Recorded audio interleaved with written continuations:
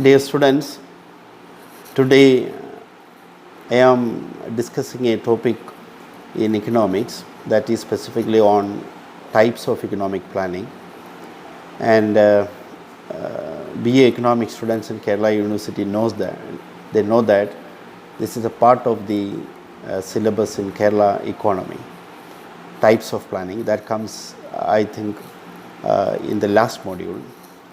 So what is planning? First of all, I will explain you what is planning. So planning, you know that it is a deliberate attempt on the part of an authority to make some policies and programs to effect desirable changes in certain selected economic variables like GDP per capita, investment, and consumption, etc., so that some broad objectives of economic policies are attained either in the short run or in the long run.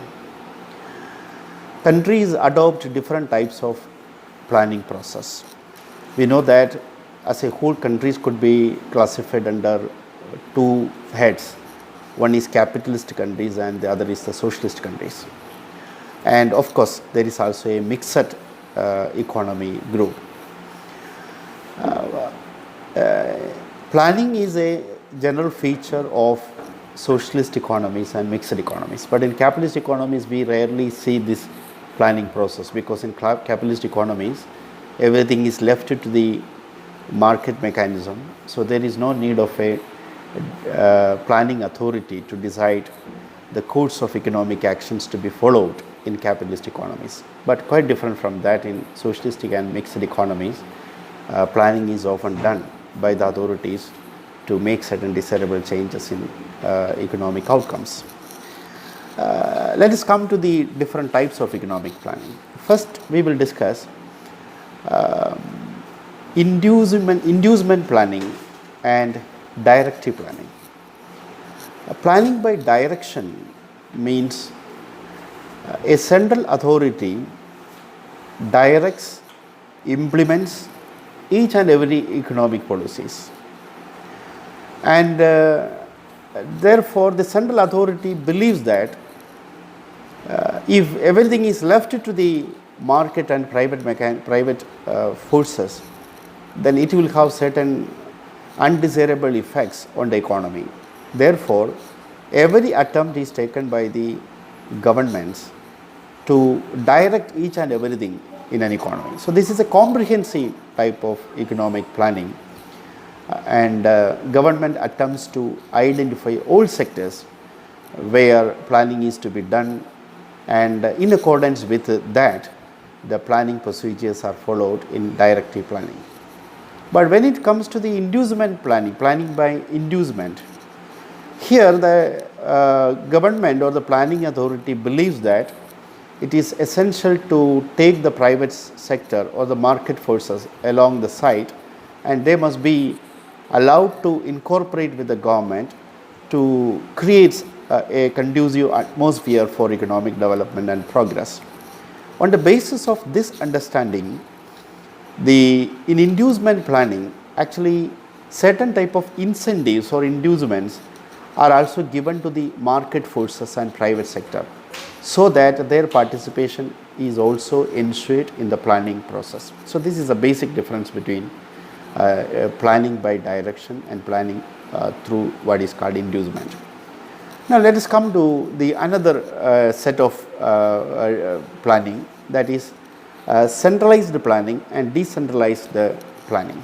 This is very relevant, especially in the context of Kerala economy. This is very relevant because we know that Kerala is a platform for the experiment of this decentralized planning. It has shown itself to be a model for others in the case of the decentralized planning. So centralized planning means there will be a central planning authority. It could be either a planning board or a planning commission. It may be known by different names in different countries, but there will be a central planning authority. The central planning authority will take all decisions regarding planning. and their decisions and directions will be given to the lower levels, will be given. For example, the Niti Aayog or Planning Commission, S12, it means Planning Commission, that used to be a planning authority in our country, where this planning commission used to take all decisions with regard to the 5-year plans, and each of these decisions which this planning commission or planning commission used to take would be distributed among the state governments and state planning boards, and they would be actively participating in this planning process based on the recommendations of the central planning authority. So this is centralized planning. In other words, it is a planning from top to the bottom. So we are following all directions from the top. But in the case of the decentralized planning, it is a planning from bottom to top, or it's means all decisions are taken at the grassroots level by the panchayat or gram sabhas. They will take all decisions, and they will make a roadmap of the things to be done in the next forthcoming years, and they will identify their requirements, and they will also understand what are the resources available to them. So on the basis of their requirements and resources, they will plan each and everything, and these things will be passed on to the central planning authority, and they will act in accordance with the directions which they get from the bottom level organizations. So this is decentralized planning, and decentralized planning will express the desires of the people much more efficiently and quickly than the central planning authority does. So therefore, very often countries prefer to have this decentralized planning process, and Kerala, as you know, has been an experimental platform for decentralized planning for many years, and our People's Campaign program is a vital example of the decentralized planning. And Gram Sabhas in Kerala are very active. In India too, Gram Sabhas are very active, and they are an examples of how decentralized planning could be done. And next is planning, authoritative planning and democratic planning. So in democratic planning, we know that the government will execute the plan, will implement the plan, will identify the areas where planning is to be done, and resources, everything will be decided by the government. But this government will do all these things on behalf of the people, because government is an elected government, so it is elected by the people of the country. Therefore, the people's aspirations, their expectations, their desires will get reflected on the planning process. That's why it is called a democratic planning. It is usually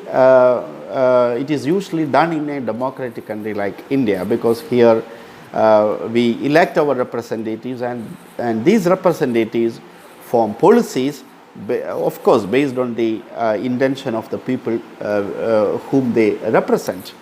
So therefore, this kind of planning is often seen in democratic countries.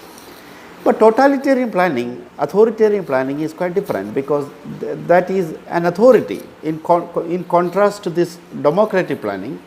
In totalitarian planning or in authoritative planning, this authority will decide each and everything. The planning process, implementation, execution, allocation of money, everything will be decided by these planning authorities. So that is a difference between democratic planning and authoritative planning. And there is one more type of planning which is called comprehensive planning, or what you call perspective planning, and short-term planning or annual plans. Perspective planning means it's a planning process where we take decisions, programs and policies for a long period of time, say for 25 years or 30 years. So we have a broad objectives for this plan, or aims, or what are the things to be done for a 25 years or 30 years, and so we will plan accordingly. And this will touch each and every part of the economy. That much a perception about the development will be kept by the governments in mind, and in accordance with that they will plan each and everything. But in the case of the short term planning, it's for 5 or 6 years. The 5-year plan which we have in India is an example of the short term planning. And sometimes in the absence of 5-year plans, we have a history of undertaking these annual plans. For example, in 60s and 70s, India witnessed the coming up of the annual plans, especially in times where when the government could not make a short-term plan of 5-year period plan, then they went in for what is called this annual plan. So that's a difference between perspective planning and annual plan. Perspective planning is a plan for a very long period of time, say 25 or 30 years, whereas the short-term plan is meant for a period of 5 or 6 years. So this is the major classification of the planning process. And there is also one more classification, that is general planning and particular segment or sector oriented planning. General planning is a wide planning process that encompasses the whole segments of the economy, sectors of the economy. So we plan for all sectors, agriculture sector, industrial sector, infrastructure sector, financial sector, and labor market, labor segments. So all these things will be brought under the control of this general planning. So we make a very comprehensive, elaborate planning, taking into account the needs of development in future, and based on, of course, the availability of the resources, this general planning is usually done. But on the other hand, this sector specific planning is done for a particular segment of the economy. For example, we may sometimes make a plan for the agriculture sector alone. Sometimes we make a plan for the industry sector alone, infrastructure plan. These kinds of sector specific plans are also usually made in economies. So these are the main classifications. But in recent times, there is also, especially since the onset of economic reforms in our country, in 1991, we have been following a different type of planning process, and theoreticians and planning experts usually designate this planning process as indicative planning.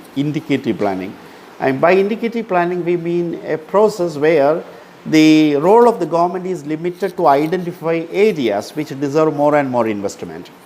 Actually, as I said, it came in 1991. In the 8th 5-year plan was going on in 1991, when the economy was on the threshold of a big financial and balance of payment crisis. And that time, actually, the government went in for this indicative planning. And it is said that since 1991, India has been following a sort of this indicative planning, where the government actually limits itself, its area of operation, and the government says that its duty is to identify areas of investment, areas where investment is required. So a conducive atmosphere for investment and a guideline for investment are identified by the government, and the private sector, of course, will have to come forward to invest in these areas. Of course, there will be the support of the government also, but taking the support of the government, it is expected that private sector will play a dominant role in the planning process. So this kind of a planning process has also been implemented in our country since the coming up of the economic reforms in 1991. Thank you.